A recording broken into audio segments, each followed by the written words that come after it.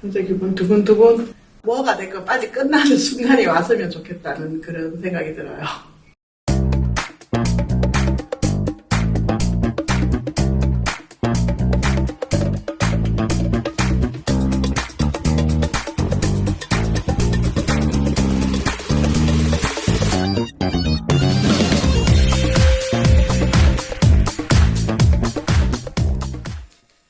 안녕하십니까. 반갑습니다.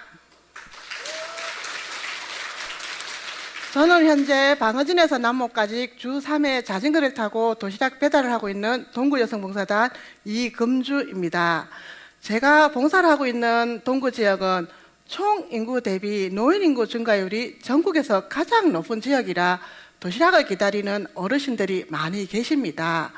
지난 12년 동안 오늘같이 비가 오는 날에도 눈이 너무 많이 내려 길이 막히는 날에도 걸어서 배달을 하였습니다. 저의 봉사 시작은 작은 봉사증 시샘에서 시작이 되었습니다.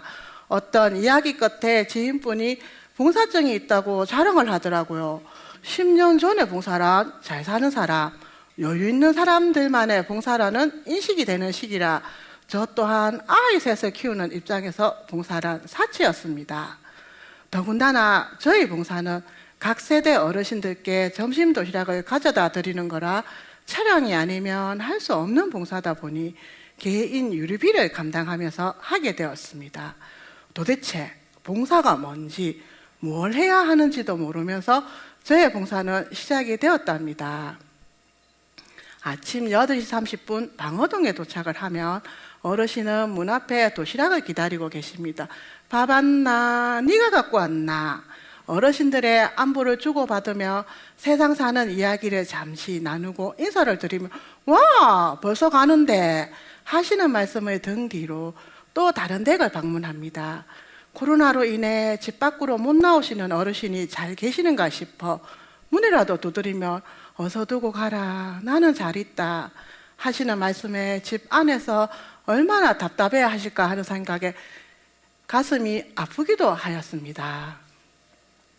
코로나가 극심할 때는 봉사자 보호를 위해 도시락을 잠시 중단해 보자는 의견이 나오기도 하였습니다.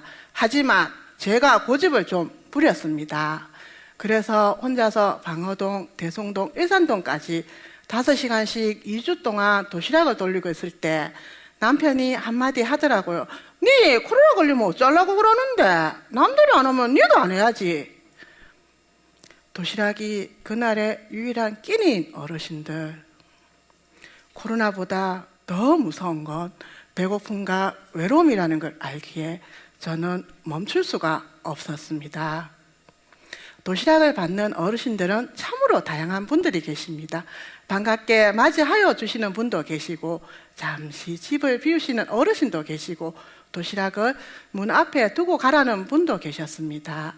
그래서 그 댁은 항상 도시락을 문 앞에 두고 오곤 하였습니다.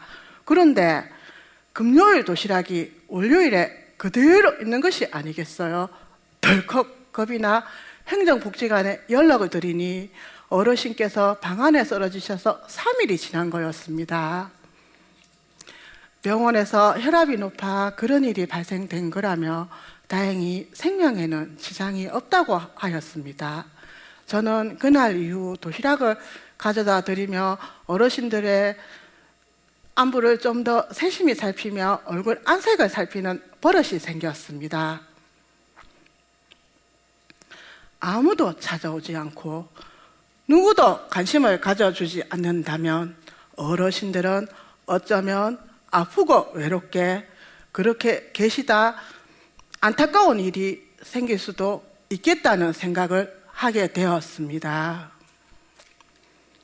도시락이 조금이라도 늦어 뛰어서 가져다 드리면 천천히 다녀라 너고 고생하는 거 안다 봉사하시는데 수고하십니다 하시는 한마디에 힘이 나더라고요. 차를 타고 도시락을 가져다 드리는 일은 주차에서부터 여러 가지로 또 다른 주민들께 불편함을 주는 일이기도 하였습니다. 그래서 저는 좀 더 신속한 배달을 하기 위해 자전거를 타기 시작하였습니다. 봉사하는 저를 어느샌가 말없이 응원해 주던 남편이 6년 전부터 나오는 유류비를 기부하라고 하더라고요. 그래서 작년에는 어르신들 영정사진을 찍어드렸고, 올해는 동구 관내 저소득층 돌봄센터 어린이들을 위해 피자를 기부하였습니다. 저는 오늘도 어르신들 도시락에 희망을 담아 골목골목 자전거 페달을 힘차게 밟고 있습니다. 두 발로 가는 자전거는 페달을 밟지 않으면 쓰러집니다. 두 발로 걷는 사람은 희망이 없으면 쓰러집니다. 희망찬 내일을 꿈꾸며 마지막으로 제 이름 이금주 삼행시로 마무리하겠습니다. 여러분이 오늘 띄워주십시오. 시작! 이금주와 함께 봉사합시다. 금빛 은빛 아름다운 세상을 만들 수 있어요. 주위를 한번 둘러보세요. 작은 일부터 시작하시면 됩니다. 감사합니다.